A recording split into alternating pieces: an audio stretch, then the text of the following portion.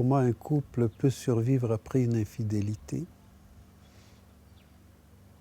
C'est la reconstruction de la confiance qui... Et avant, pour rétablir la confiance, il faut une vraie demande, une vraie contrition de la personne qui a été infidèle et une volonté de réparer, je veux dire, dans le sens de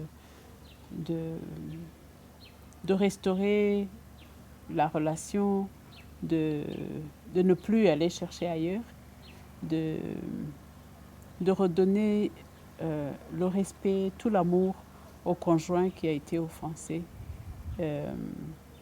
Bon, c'est très dur, mais c'est possible.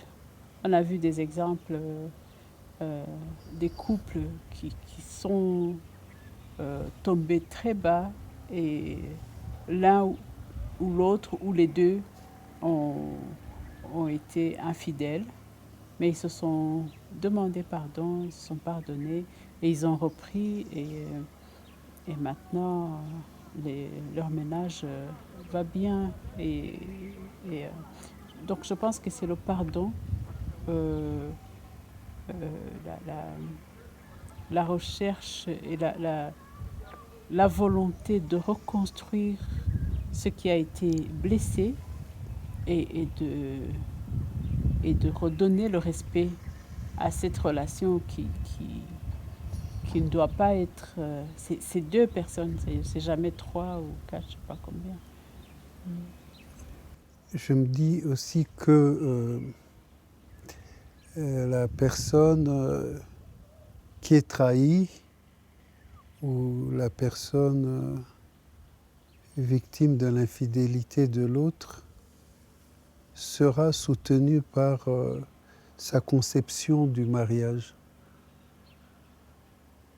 C'est-à-dire que lorsqu'il prend conscience que le mariage est un projet à vie et à deux, cette personne va se donner pour ce projet pour qu'il n'échoue pas. Même si l'autre s'affaiblit, eh bien, il tient bon.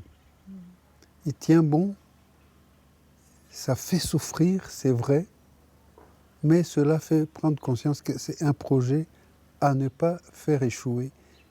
Même si ça vient de l'autre, mais que ça ne vienne pas de moi. Alors, le fait que je reste accroché à ce projet, l'autre partira, puis tôt ou tard il reviendra. Et quand il reviendra, il me trouvera toujours l'attendant. Cela ne veut pas dire que je ne souffre pas,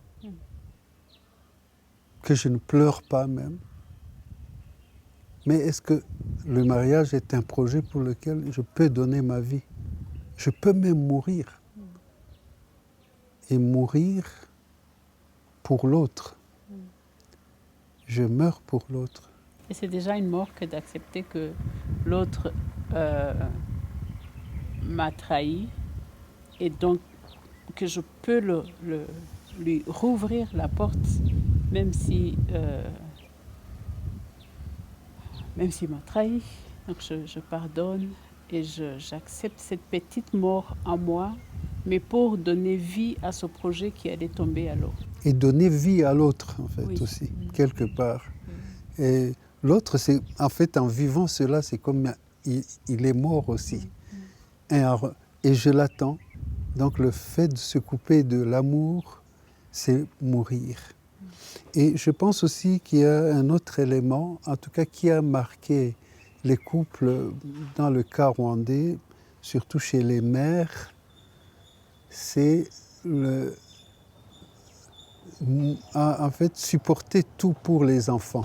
L'infidélité commise par le mari, par exemple, et la femme choisit de rester dans le ménage, choisit de rester, de s'accrocher pour les enfants.